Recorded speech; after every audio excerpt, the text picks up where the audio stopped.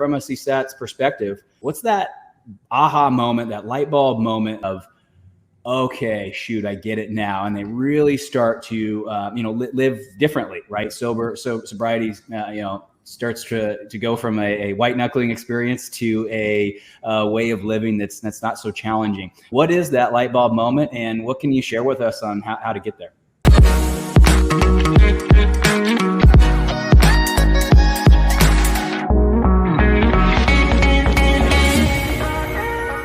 I'll give you the aha moment from the therapist perspective.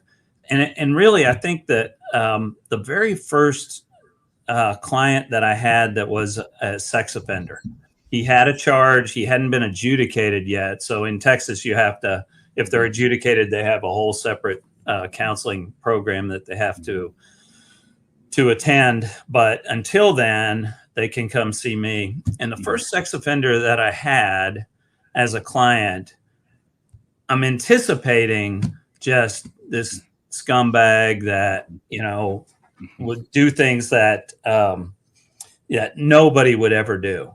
And this guy sits down, and I'm listening to the story, and I'm thinking, well, what I'm really curious, I know what you were doing, but I have no idea why.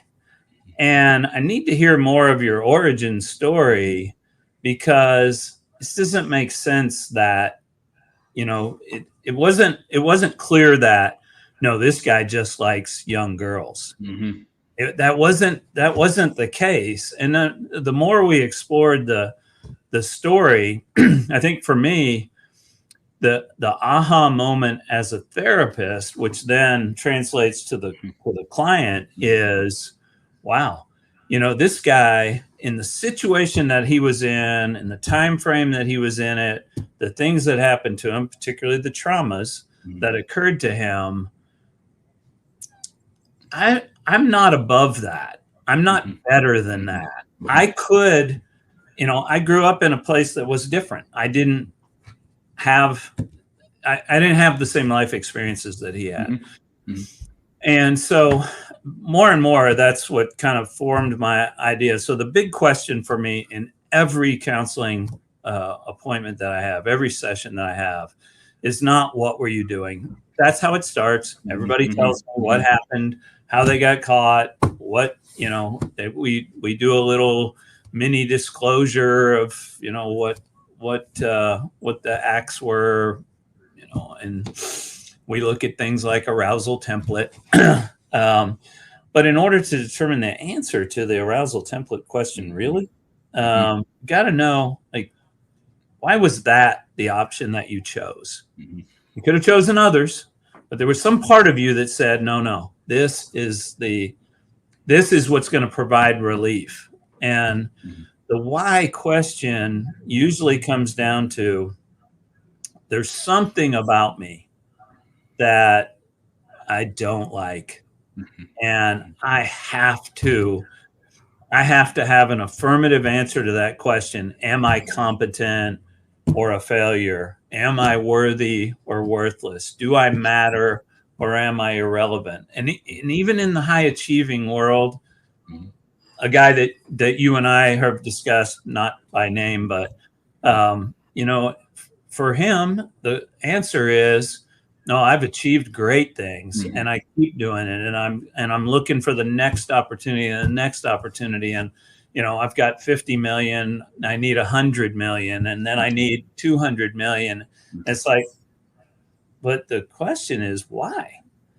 And the answer is, because then I'll know that I'm not a failure, which I learned when I was 5 and 8 and 10 and 12 when I started my first business. It's like, I really want to know, why did the client choose this particular form? Because I don't use the term addiction very often or addict very often, because I find that in almost every case, it's a coping mechanism for a really deep issue, and an issue that most people haven't really explored. They They just continue behaviorally solving the initial need through acting out. And, it'd be a crazy question to ask, well, why would you act out sexually? Because the answer is always the same. It's, well, because it works. Yeah. Not your best option. As everybody knows, it is not your best option, but it's not untrue that a good burst of dopamine is going to distract you, dissociate you, or offset pain, emotional, physical, psychological pain. And it works. We need to find a better option. And in order to find a better option, we have to know, what is it that you're medicating? And the first chapter of my book I wrote, it's called Addiction is Normal. I write it. And the point of the chapter is just, I think sometimes we can get, the label of addiction comes with, all the stuff that it comes with. Right. But, to me, exactly what you said. I mean, when I was dealing with this as an addict myself, it was exactly what you said. It was, we use these things to avoid, the common myth is that dopamine is a pleasure transmitter. It is not a pleasure transmitter. It's responsible for focus and motivation. And so when you do something that produces dopamine, your focus and motivation goes to that thing. And so, there's no pleasure actually involved. It's simply a shifting of attention. And so when we think about it, it's that first chapter. The reason it's the first chapter of my book is, listen, you're choosing something to take your attention away from one thing and put it on another. And, in high achievers, to me, it's boredom, a lack of direction, or a sense of futility. And when we don't want to be bored, when we don't want to lack direction, when we don't want to feel futile, question our meaning and how we're living our life, it's very convenient to grab your phone, look at social media, binge watch some Netflix, play some video games, or in the case of sex addiction, watch some porn, engage in some sexual behaviors. And and the reason I say it's normal is, hey, when you discover pornography, a chat site, have an emotional affair, I mean, it's hard to top that. It's hard to top that dopamine. It's what else could compete with the exception of heroin or some hard drugs. I mean, it's from a natural brain process standpoint. It's hard to rival what you can get from an emotional affair, from a sex addiction, from browsing for pornography. It's when you dabble with those highs, it's an efficient tool. And I think you nailed the point, right? So even heroin's not going to get you the same load of dopamine. No. I mean, meth will get you there. Powder cocaine or crack will get you there. That's probably about it. And so those things. And when you look at the time frame too, it's the goal. A lot of the times, when we were in our group of addicts and we're talking about this, it's all about the longest.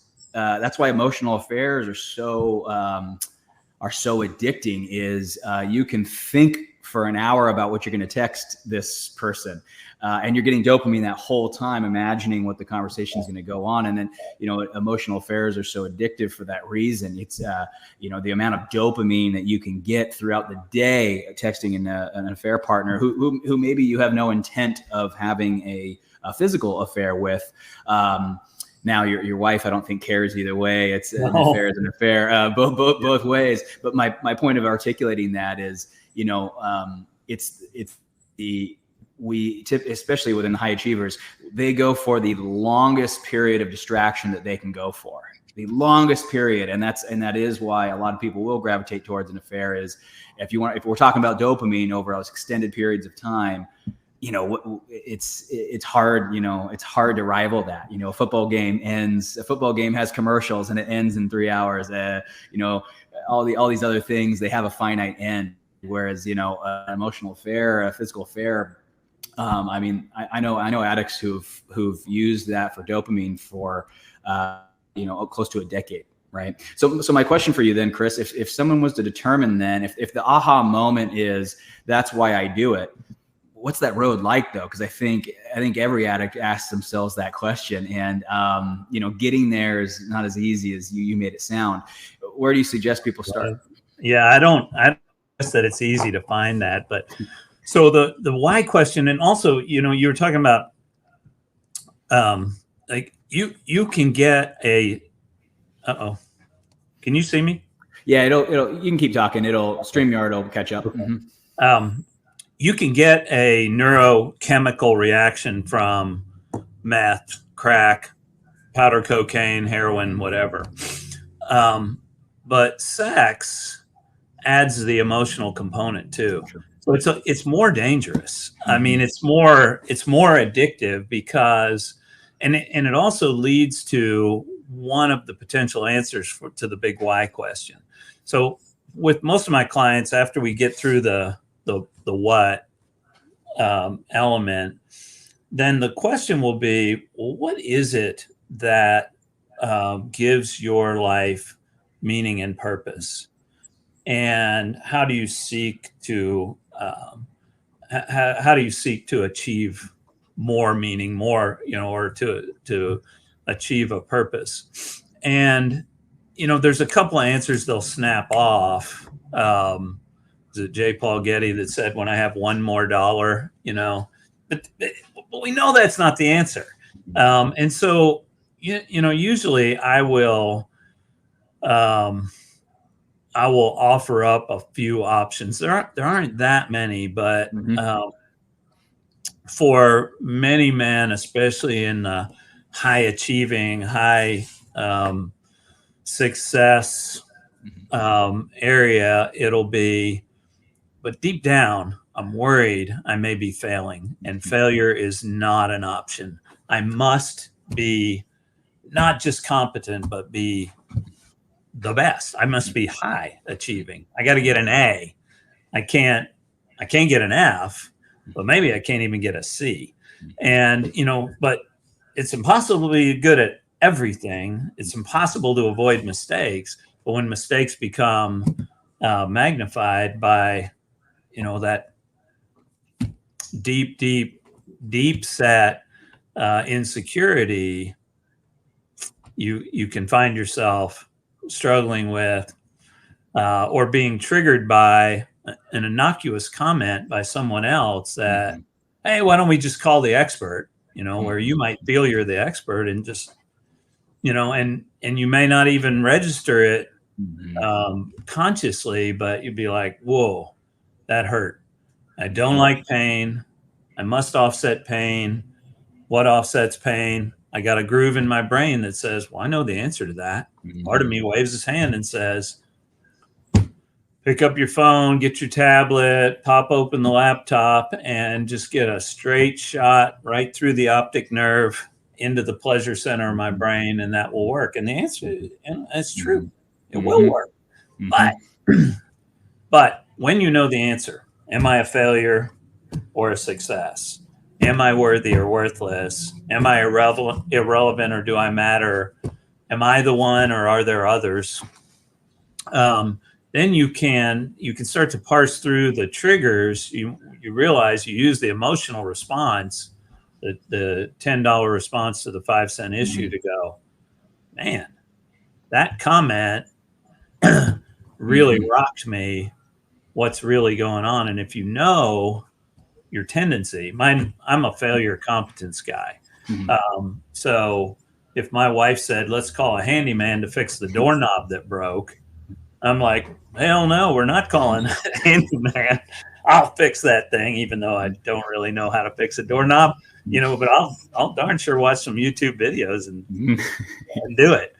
But knowing that that's the case for me, I'm so much quicker to be able to go, whoa, get a timeout here, rather than just snap back at her and say, we're not calling a handyman. And I'm shutting her down, which is her thing. She's cannot stand to be irrelevant. And our two core needs conflict. And, ironically, or paradoxically, that tends to be that what happens in couples work that I do. is I find that, man, when you're grinding against a spouse, it's usually because your two deep-seated needs are just conflictual. So, Yeah, almost every time. So I really want to know, why do you do the things you do?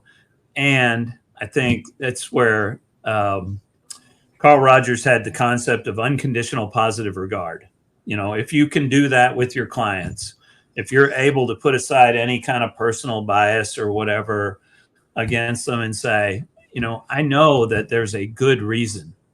You're not choosing the best path, but there's a good reason why you're doing what you're doing, is really helpful. And my ability to sit with a sex offender, I mean, I have 4 guys who are in prison right now. One of them needs to be and will be there for the rest of his life. The other 3, not sure prison was their best option, but that's the consequences of doing what they did. And, I'm not, not here to judge that, but being able to help them understand so that when they do get out, 5 years in parole or whatever, when they do get out, and also all the other clients that aren't going to prison, that aren't, that aren't going to rehab, that aren't going to do anything else, is like, I can't keep doing this. It's going to wreck everything, well, okay, so let's figure out why you do it. And then let's figure out a better option, because you're still going to have to satisfy that need. That core thing that's going on with you is not going away. It's going to be there the rest of your life, but your ability to deal with it is a learned skill. Well, what do you say to the person? Because I think this is this is one of the more common things we see in our group is when sex addicts first realize that they do in fact have an addiction, and then there's the denial of, well, no, I don't use it to regulate. I just do it because I like it, right? And it's there's this battle of, oh, I don't do it when I'm sad. I don't do it to, and we see this high achievers a lot, because high achievers, they're on the narcissistic side, they're not on the altruistic side of things. And, and not to say that they're narcissists by any means, they're not.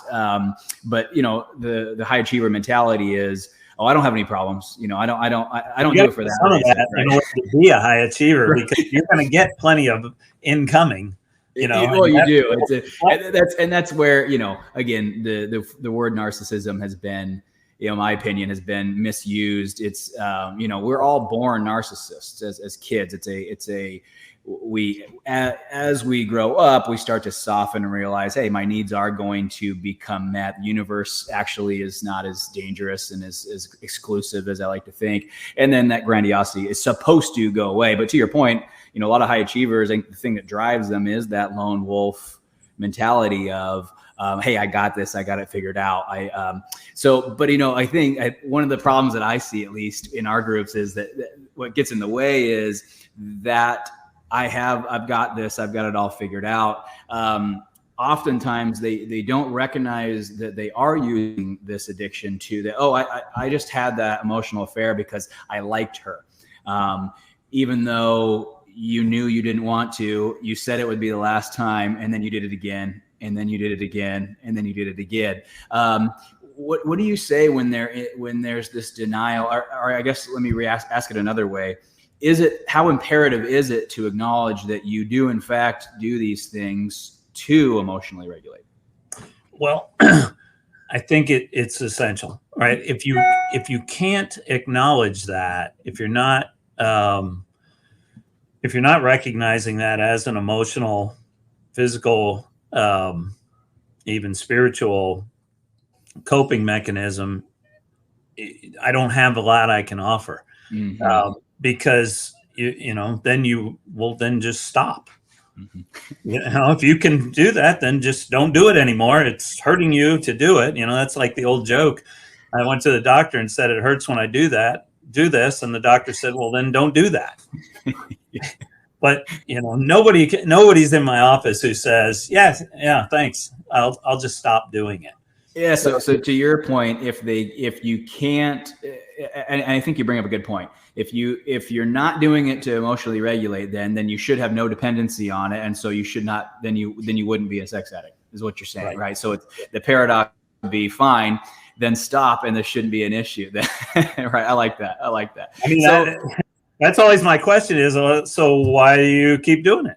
Right. No, I like that. And I think that's a pretty simple question that people can ask themselves. It's like, okay, if it's not an addiction, then you should be able to stop, right? And if you're, if it's not truly being used as a coping mechanism, you said something else that was interesting too. One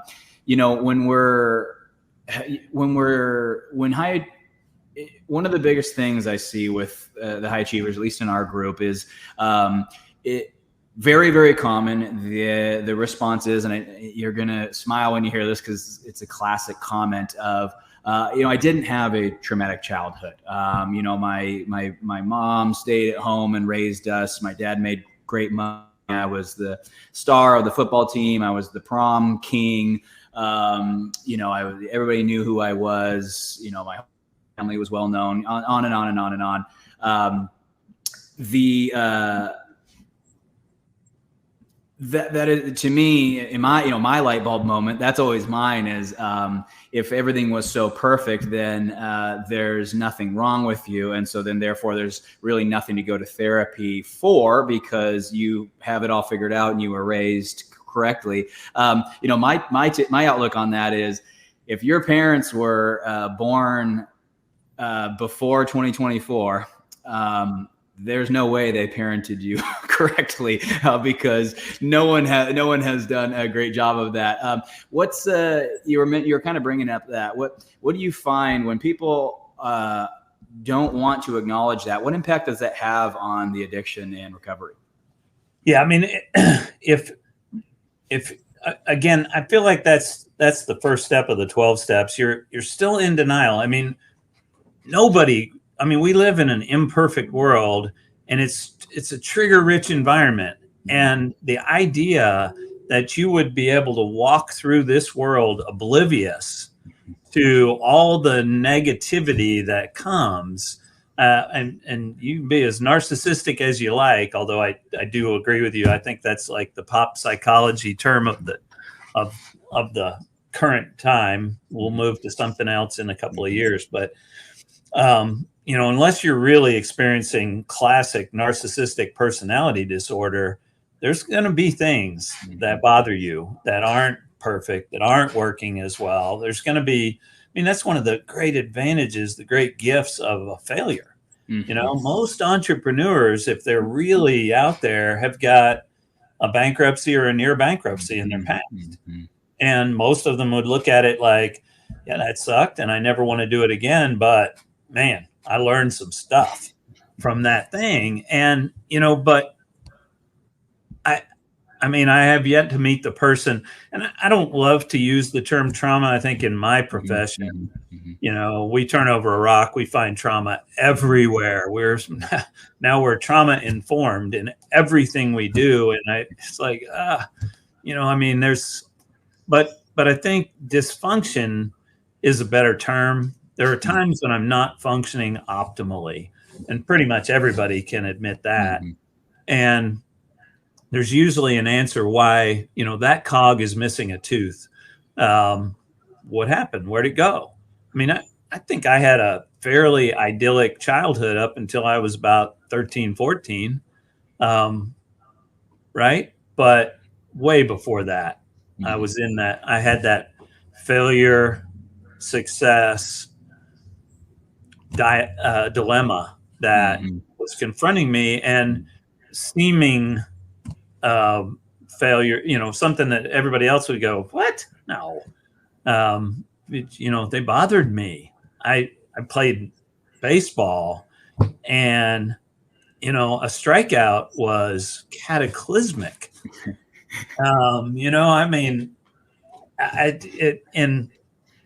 Everybody strikes out.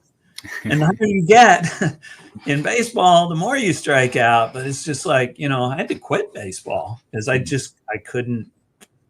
wasn't clinically advised that, hey, you got to learn to redeem failure instead of just ruminate on it. Well, it's and I love that you chose the baseball example because, I think for me, I remember in my, in the early stages of my recovery, I told myself a similar story. It's like, there's this, obsession in sex addiction with childhood trauma. Fix the trauma, this addiction will go away. And I don't necessarily disagree. I agree with you. I think trauma is the wrong word to describe it, because I do believe a lot of the men in my program, don't particularly have what they certainly would identify with as a traumatic childhood. But it's interesting when you start to really look through at what that really means. Let's scrap the word trauma and you start to look at it. Well, were you valued based off of what you did versus who you were? And a lot of people initially, their reaction would be, "Oh, no, I was valued for who I was." But it was like, but were you really? I mean, really think about it. That when your parents lit up inside and they embraced you and hugged you, was it after the big win of the state championship? Was it after the A of the and I think what people understand is that repetition for those 18 years of living in the home, where you get a love and attention based off of when you meet their standards of where they want you to go. And it's very easy to look at that and say, oh, well, they were good parents because they wanted me to be successful in life, and that's true.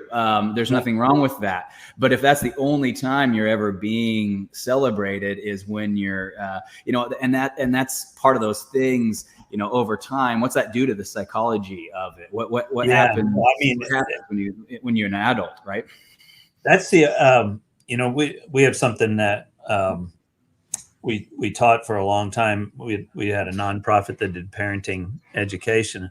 We talked about the success trap. Like, everybody wants to be successful, but define success. Like, what does that mean? And when you're talking about Little League baseball or baseball generally is a great example. You have a kid who hits a home run bottom of the ninth with 2 on, and they win the game by 1.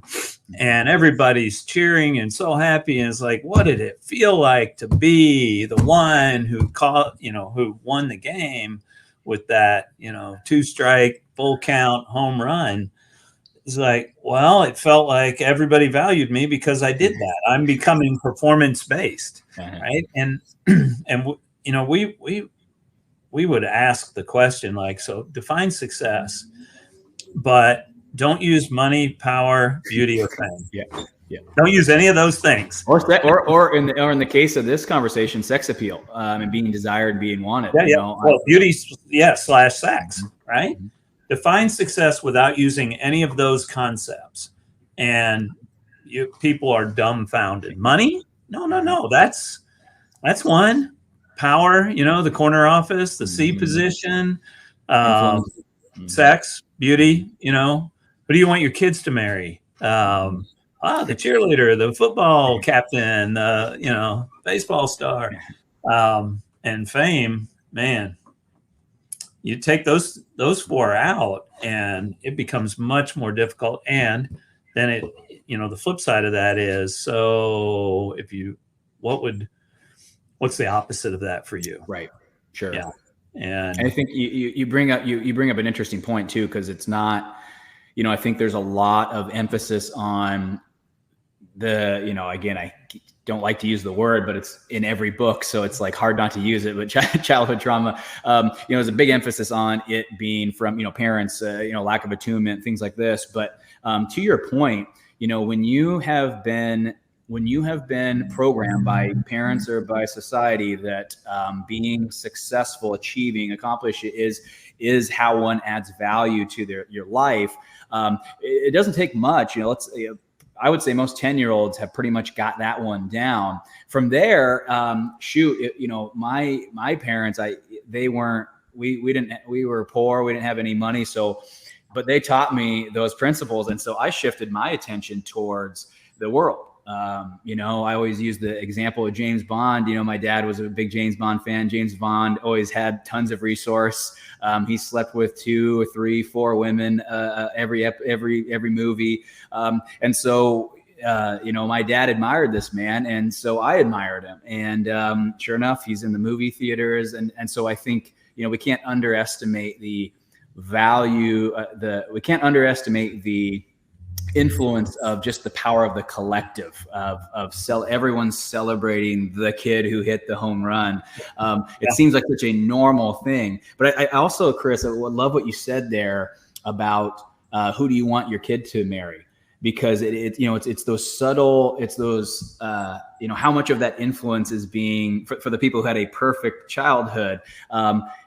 How much of that was being influenced on who you were going to marry. Hey, make sure you marry someone attractive. Make sure they're, if there's a choice between a poor family and a wealthy family, choose the wealthy family. I mean, there's just these subtleties. What part of town does she live in? It's the concept of the perfect childhood. I mean, by the time you're 18, it's very rare that 18-year-olds thinking independently for themselves. And that's, to me, when we're talking about where addiction comes from, that's the stuff. And now you enter the world as an 18-year-old man with all of that weighing on you. I mean, gosh, it's a miracle to me. Everyone's not a sex addict, to be honest with you. Everybody's addicted to something, right? There is nobody who escapes addiction, meaning coping, right? It doesn't have to be sex, alcohol, gambling, shopping, social media. There's the world offers a plethora of possibilities to distract you from I don't love the way I feel. There's a book, Dopamine Nation. I don't know if you've heard of it. Yep, but I've read it. Yep. Yeah. That describes the teeter-totter of pleasure pain, and how pain will be introduced, independently by whatever out there. I mean, I don't use trauma very often as a term. I use experiences based on the ACEs, Adverse Childhood Experiences survey that they did all those years ago.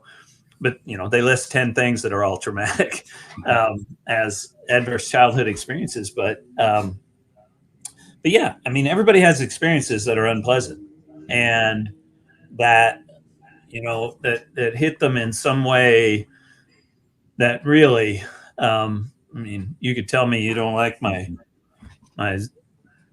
quarter zip here, and I don't care. I mean, it'd be like, man, I wish Roland liked it better, but it's not going to affect me. But, you say something like, man, that what you just said there, that was really stupid. Yeah. And that's going to hit me because of my experiences. I don't know why I am the way I am. I mean, I can explain what caused me to know it. But I was born with a defect, and over time I've been able to figure out what that defect is. And it doesn't mean that in the moment I won't snap, because my response is usually anger, adrenaline, become the bigger animal. But I'm pretty quick now to be able to get a timeout on it and go, whoa. That isn't that emotional response does not match the input that caused it. So, well, and I love where I want to take the last bit of this conversation in that direction. So the concept of a process addiction, I think for whatever reason, that's not discussed much, it seems, in a lot of the books and podcasts around sex addiction. But I mean, this is a process addiction. And listeners who are listening to this, what that means is it's the dopamine, the brain process is what's giving us the dopamine or whatever we're getting from it. So it's a thought process. So there's kind of two questions I want to have with this one. One, I would love to just hear your take on process addictions, and then also, kind of a controversial, interesting topic, but, do we know how to treat process addictions? I mean, they're so stinking complicated. Do we have a great model for that, considering most of the models in addiction are targeted around, a lot of it, it's borrowed information from substance addiction. How well do those actually carry over into process addictions? But the first question I would ask on that same note would be, do you find people using a brain. Let me think of a better way to ask this. A lot, to me, especially high achieving sex addicts, will use anger, resentment, spite, judgment as a source of dopamine. Again, these are brain processes. And so one can become addicted to being, I'm never going to be that. And I'm going to be the opposite of that. And you can engage in that story. You know, if that could be the driver amongst your work. I'm going to excel today because I don't want to be that. And that story, you can run that story potentially all day long. Do you find this with people? Are they engaging in victim mentality? Are they engaging in are they become addicted to anger, essentially? Yeah. Well, I tell you, I mean, I don't know your groups, but I would guess that most of them are in a relationship with somebody who, at least initially, if not continually, are using anger as their means of acting out. Mm-hmm. That's their acting out. Mm-hmm. And I don't think anger brings as much dopamine as it does adrenaline. Sure. But you know, if I think the reason process addictions are more interesting and more difficult is because the substance-based addictions, drugs and alcohol primarily, are pretty simple to understand. You introduce a chemical into the brain, it produces a response. Mm-hmm. Okay, you know, you smoke meth, you're going to get a lot of dopamine, right? And that's easy to understand. You know, if we want to stop that, we'll stop smoking meth, and you've got to figure that out. But I think with the process addictions, there's an emotional component. It's not purely chemical. Mm-hmm. There's an emotional component as well. And you have to be able to tease that out, because if you don't, you're left with a dopaminergic or adrenaline response to something. And you can try to counteract that. And, you know, cortisol will counteract adrenaline. Dopamine, you know, will flush in 45 minutes or less, if you stop the intake, but you still got the emotional problem. Mm-hmm. Right? And that's why it's, you know, the process addictions. And I think, you know, what we're finding more and more, and you see more and more discussion, is how much social media is working with the kids. And it's not unlike porn. It's not as big a shot of dopamine, but you get 100 likes, you get, you're an influencer, whatever that means. And, you know, you're learning to live off this inexhaustible supply of positives, but then, you know, you take that away and you've got withdrawal. Mm-hmm. And withdrawal is not just a physical withdrawal, it's an emotional withdrawal as well. It's like, oh, I hate the way I feel. And then your brain says, well, I know what to do. Yeah. And then you find yourself doing it. Well, and you see that and you've seen this in clients, you know, it's that, you know, initially, and they say this all the time, initial sobriety among sex addicts is, I'm not going to say it's easy, but initially it's a lot easier than it becomes. But it's funny, as recovery, you start yanking, you know, okay, we've removed the porn and the sex addiction, at least temporarily. But then as you're getting into recovery work, you know, at least for high achievers, there's a lot of stuff they're leaning on. Sex and porn is not the only one. Right. And you remove the anger, you remove the jealousy, you remove the comparison, you remove the kind of the lone wolf mentality of, you remove the value of achievement. Yeah. Right? Yes. And you yank all that out. And it's all of a sudden you start to realize, well, I think I used porn to do a little bit more than I thought, you know, right? You find yourself, you know, when you remove all those, because that's what recovery is. I mean, recovery is it's an undoing, right? It's a rewinding process. You're I really love your outlook, Chris, on, I don't use the word trauma. I don't use the word addiction. And I like that you say that, because, I feel sometimes what that does is it shrinks recovery down to something that I believe is maybe a little bit too small. I think that when you get into this work, and the reason that my program isn't on, we don't just do one intensive. We meet in person, yes, but we meet weekly, and then we have daily accountability check-ins. And the reason we do that is, as you start flipping these stones over, you really, the process of recovery it's quite a bit. It's a bit different than people thought. And at first it was like, oh, I'm going to get rid of this sex and porn addiction and all is going to be fine. And then you start to realize, well, nothing else quite subs in for it nicely, right? Oh, and then the 30, 60, 90 day thing is always interesting to me. And, I have a pretty simple way of stating that, but it's like, it's so much more effective long-term to stop trying. It's easier, or it's harder to be good than it is to not be bad, right? Mm-hmm. And not do the negative thing is initially easy. Mm-hmm. You've been caught, you've got, shame and stigma and a super angry partner out there. And it's like, okay, wow, that hurt. I'm not going to do that again. And 2 weeks in, man, look at me. I'm white knuckling my way through this. This is great. 30 days, you're like, man, my knuckles are tired. 60 days, you're like, okay, I'm going to have to figure in at 90, or, if you can go 90 days, you're down the road. But man, that 60-day mark, or between 30 and 60, is really hard.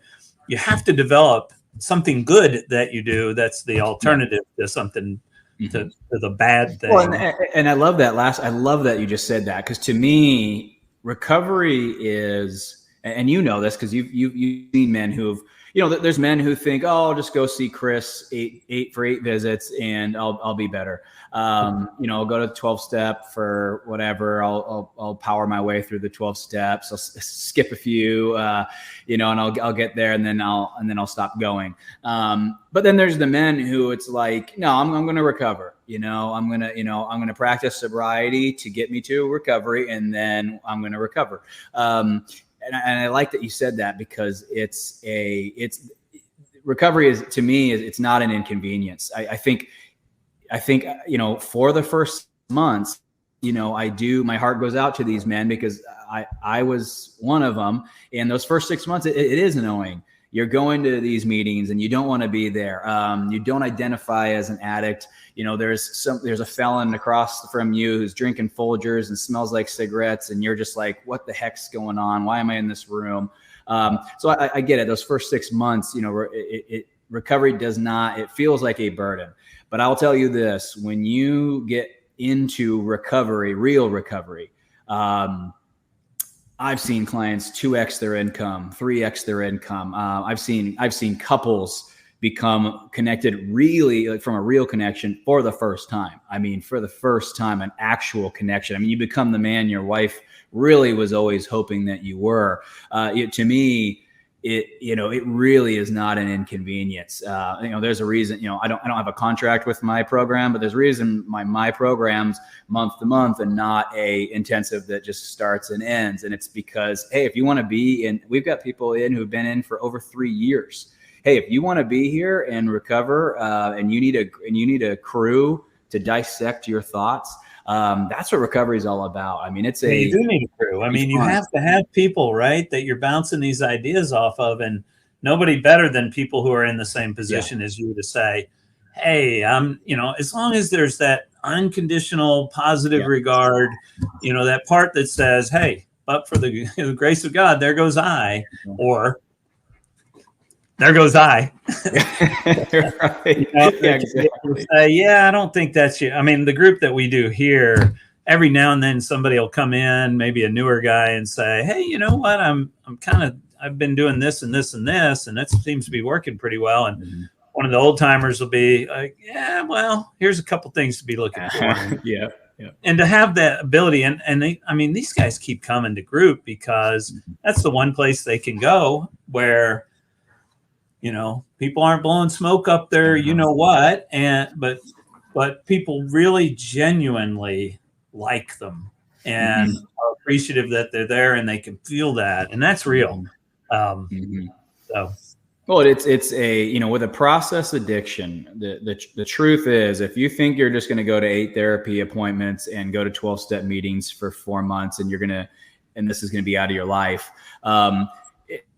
you clearly just don't know what a process addiction is. I mean, it's, when we're in our groups, literally all we do, the in-person events, same as on the Zoom, all we do is examine what that process is.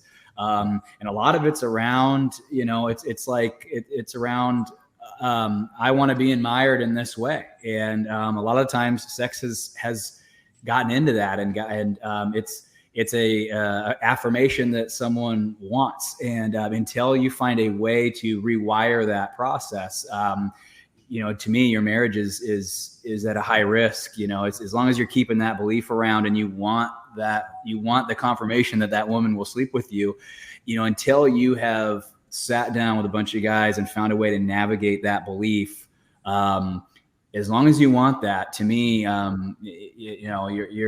you're sober, but you're not recovered, right? If you're still banking on if you still wish you could get those, but you just can't, that's called sobriety. That ain't recovery. So the last piece here, Chris, you're in Fort Worth. What do you offer?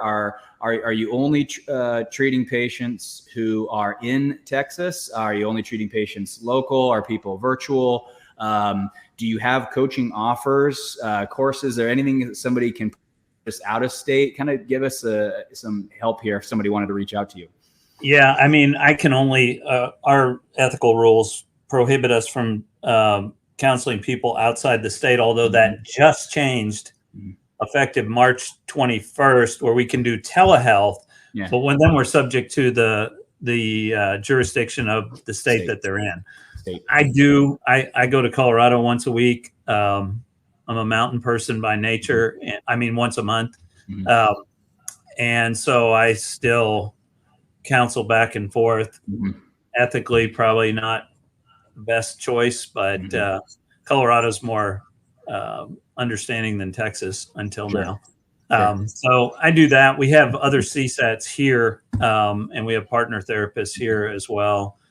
We can all do telehealth, but primarily we're limited to Texas. Yeah. And your office is in.